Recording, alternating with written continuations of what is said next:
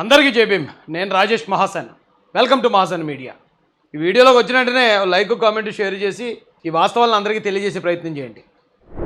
YSRCP versus కూటమి ఆ రాష్ట్రంలోకి వచ్చేటప్పటికి ఇక కూటమికి ప్లస్ పాయింట్లు ఉన్నాయి. అలాగా తెలుగుదేశం పార్టీ ఓటు జనసేన పడుతుంది, జనసేన ఓటు తెలుగుదేశం పడుతుంది, ఇవి ట్రాన్స్ఫర్ అవుతుంది. కానీ దానిలోనూ ఉన్న ఇంకో మైనస్ ఏంటంటే తెలుగుదేశం అంటే పడిన జనసేన వాళ్ళు ఉన్నారు, జనసేన అంటే పడిన తెలుగుదేశం వాళ్ళు ఉన్నారు. ఒకవేళ వీళ్ళకున్న ఈ భేదాభిప్రాయాల వల్ల ఓటు మేము జనసేనకి వేయం, మేము అవసరమైతే జగన్ కన్నా వేసుకుంటాం అని తెలుగుదేశం అనుకున్నా, మేము తెలుగుదేశానికి ఏం అవసరమైతే మేము వైసీపీకి వేసుకుంటాం అని జనసేన వాళ్ళు అనుకున్నా, అక్కడ ప్రాబ్లం స్టార్ట్ అవుతుంది.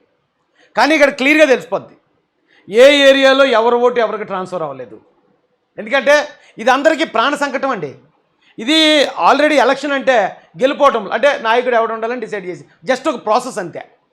రాజ్యాంగంలో ఎలక్షన్ అనేది ఒక ప్రాసెస్, కానీ ఆ ప్రాసెస్ని యుద్ధంలో క్రియేట్ చేసేసారండి. జగన్మోహన్ రెడ్డి గారు వచ్చి ఇది కురుక్షేత్ర యుద్ధం అనే డైలాగ్తోనే ఇది యుద్ధం, ఇది మనం రెండు వేరు సైన్యాలు, అవసరమైతే వాళ్ళు చావాలి లేకపోతే మనం చావాలి, ఆ పరిస్థితికి వస్తుంది.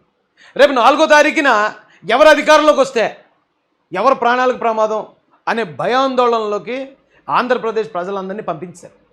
దీనికి ఏ పార్టీ అతీతం కాదు, అన్ని పార్టీలు చేసిన పని ఇది. కానీ ఇది కరెక్ట్ కాదు. మనకి ఈ రోజున నాయకుడు కావాలనుకున్నాం ఓటేసుకుంటాం, రేపు ఇంకో నాయకుడు కావాలనుకున్నాం ఆయన ఓటేసుకుంటాం. ఏ నాయకుడిని మనం గెలిపించుకున్నా గెలిచిన నాయకుడు అందరినీ సమానంగా పరిపాలించడం అనేదే రాజ్యాంగంలో పెట్టిన మూల సూత్రం.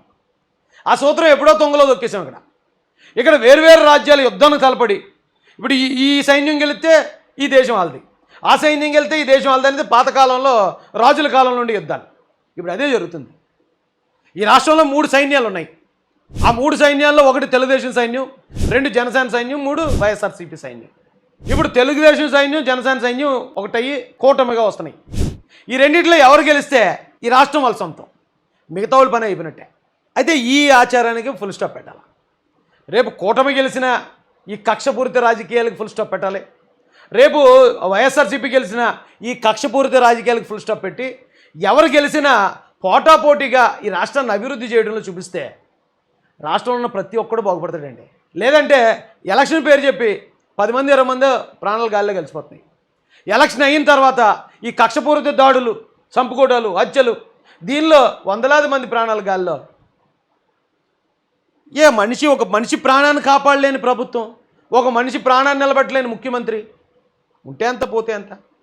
సో ఈ కక్షపూరిత రాజకీయాలకి చెక్ పెట్టాల్సిందిగా మహాసేన మీడియా నుంచి మీ అందరికీ హృదయపూర్వకంగా రిక్వెస్ట్ చేస్తూ జై భీమ్, జై భారత్, జై జై మహాసేన. అందుకే ఎవరు గెలుస్తారు చెప్పాలి కదా.